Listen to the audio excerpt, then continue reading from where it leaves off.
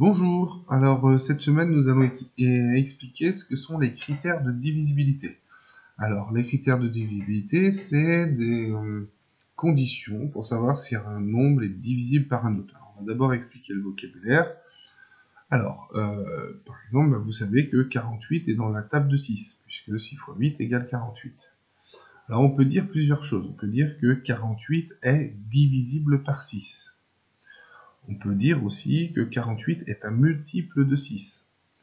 Donc, est divisible par et est multiple par, est un multiple de, ça veut dire la même chose que est dans la table 2.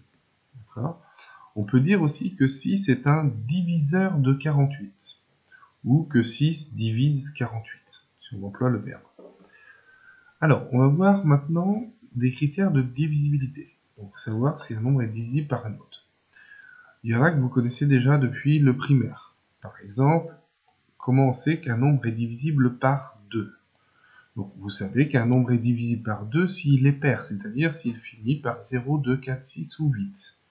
Donc, on repère facilement un nombre divisible par 2. Il suffit de regarder le dernier chiffre. Par exemple, dans 386, le dernier chiffre, c'est 6, chiffre des unités.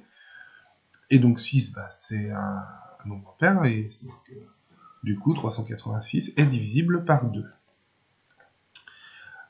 Vous connaissez aussi, je ne vais pas forcément les faire dans l'ordre, vous connaissez aussi par 5. On regarde aussi le dernier chiffre. Donc on sait qu'un nombre est divisible par 5, donc s'il est dans la table de 5, s'il se finit par 0 ou 5. Par exemple, 95 finit par 5, donc il est divisible par 5. Vous connaissez aussi par 10. Donc par 10, un nombre divisible par 10, il se termine par 0. Par exemple, 2390 est divisible par 10. Il y en a d'autres que vous connaissez un petit peu moins. Alors, il y en a deux qui se ressemblent. Le critère par 3 et par 9, puisqu'ils fonctionnent de la même façon. Donc là, on ne va pas regarder le dernier chiffre. On va voir cette règle-là. Un nombre est divisible par 3 si la somme des chiffres qui le composent est divisible par 3. Par exemple, 345 est divisible par 3. Car si je fais la somme des chiffres qui le composent, c'est-à-dire le 3 plus le 4 plus le 5, donc j'arrive à 12. 12, c'est bien dans la table de 3. 12 est divisible par 3, donc 345 est divisible par 3. Par contre, si je prends 83, par exemple, donc je vais faire 8 plus 3, j'obtiens 11, et 11 n'est pas dans la table de 3, n'est pas divisible par 3, donc 83 n'est pas divisible par 3. Voilà. Par 9, donc ça fonctionne un petit peu pareil. On va faire la somme des chiffres qui composent le nombre.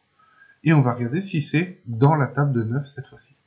Par exemple, 1845 est divisible par 9, car, donc si je fais 1 plus 8 plus 4 plus 5, ça fait 18. Et 18, c'est bien dans la table de 9. 9 fois 2, 18. Donc, 1845 est divisible par 9. Alors si je reprends plus haut, là, 345, lui, il n'est pas divisible par 9. Parce que si je fais la somme, j'obtiens 12, et 12 n'est pas dans la table de 9. Okay, par exemple.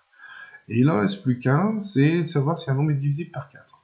En fait, un nombre est divisible par 4 si on peut prendre la moitié de ce nombre deux fois. C'est-à-dire, on va regarder la moitié, et si la moitié est un nombre pair, ça veut dire qu'il est divisible par 4.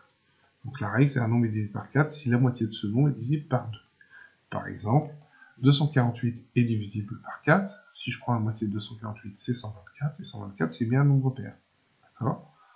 Voilà. Alors, on va passer maintenant au petit exercice qu'il y a en bas de la feuille de cours. Donc, on doit compléter par O ou N, donc oui ou non, ce tableau. Donc, ceux qui ne l'ont pas encore fait, vous mettez pause sur la vidéo, et puis vous reprendrez la lecture de ma vidéo une fois que vous aurez essayé de faire l'exercice. Alors, pour compléter un tel tableau, on veut savoir si 124 est divisé par 2, par 3, par 4, par 5, etc. Pareil pour 165, etc. Ce qu'on peut faire, plutôt que fonctionner par nombre, c'est fonctionner par colonne. Repérer tous les nombres qui sont divisés par 2, puis tous les nombres qui sont divisés par 3, etc. Donc on va commencer par, je dirais, les faciles, ceux que vous connaissez déjà. Par 2, par 5, par 10.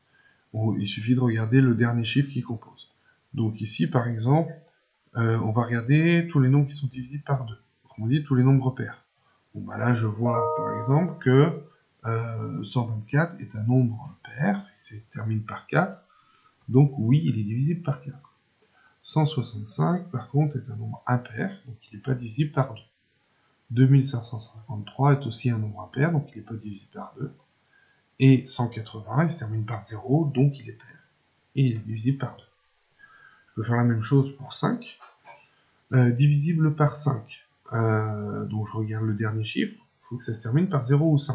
Donc là, c'est assez rapide à voir. 124, il ne se termine pas par 5. 165, il ne se termine pas par 5 ou 0. Il se termine par 5, donc c'est bon. 2553, il ne se termine pas par 5 ou 0. Et 180, il se termine par 0, donc oui. Et puis par 10, par 10, il se termine par 0 uniquement. Donc là, on voit qu'il n'y a que le dernier nombre qui se termine par 0. 180 est divisé par 10, mais pas les autres. Pour la suite, on peut faire diviser par 4, il suffit de voir si la moitié est paire. Donc on regarde, la moitié de 124, c'est 62. Donc 62, c'est bien un nombre pair, donc c'est divisible par 4. 165, mais il est impair, il n'est pas divisible par 2. Donc on ne peut même pas prendre la moitié, ça ne tombera pas juste. Hein. Donc on peut prendre la moitié, mais ça donnera un nombre à virgule. Donc ça voudra dire que ce n'est pas divisible par 2 déjà, ni par 4. Donc forcément, pas divisible par 2, ça implique que c'est pas divisible par 4 non plus. 180, si je prends la moitié de 180, c'est 90. Donc 90, c'est un nombre pair. Donc oui. Ensuite, par 3 et par 9, peut-être ceux qui sont moins évidents. Je vais marquer ici, entre parenthèses et en vert, la somme des chiffres du nombre. Par exemple, pour 124, je vais faire 1 plus 2 plus 4. Donc 1 plus 2 plus 4, ça fait 7. Hein, je le marque comme ça, c'est pour s'en souvenir. On va l'utiliser pour les deux. 165, donc je marque ici 1 plus 6 plus 5. 1 plus 6 plus 5, ça fait 12.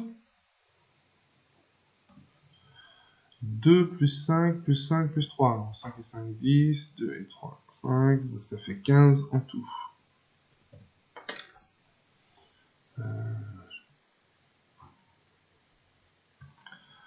Ensuite, le dernier, 1 plus 8, 9, plus 0, voilà, toujours 9. Donc, ici, voilà, en vert, j'ai mis la somme des chiffres qui composent chaque nombre. Donc, je vois que 7, par exemple, il est ni dans la table de 3, ni dans la table de 9. Donc, il est ni divisible par 3, ni divisible par 9. Ici, 12. 12, c'est bien dans la table de 3, donc c'est divisible par 3. Par contre, c'est pas dans la table de 9.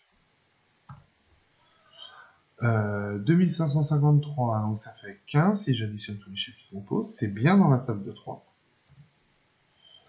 Mais pas dans la table de 9 non plus.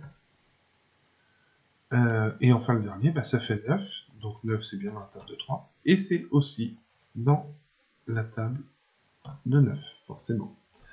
Donc là on voit que 124 est divisible par 2, par 4, 165 par 3, par 5, 2553 par 3 uniquement, 180 par tous les nombres qui sont ici, par 2, par 3, par 4, par 5, par 9 et par 10. Donc voilà. Alors, on remarque aussi que un nombre peut être divisé par 2 que si, par 4 que s'il est divisé par 2 déjà. Et un nombre est divisible par 9 que au moins s'il est divisé par 3. Donc s'il n'est pas divisé par 3, forcément il ne sera pas divisé par 9. Voilà. On remarque aussi qu'un nombre est divisible par 10 s'il est divisible par 2 et 5 aussi. Donc voilà, je vous laisse faire les autres exercices qui sont sur la feuille de travail à faire. Je vous souhaite un bon courage pour ce chapitre et n'hésitez pas à m'envoyer un mail si vous n'avez pas compris quelque chose ou si vous voulez des précisions, m'envoyer des choses que vous avez faites. À bientôt, à la semaine prochaine.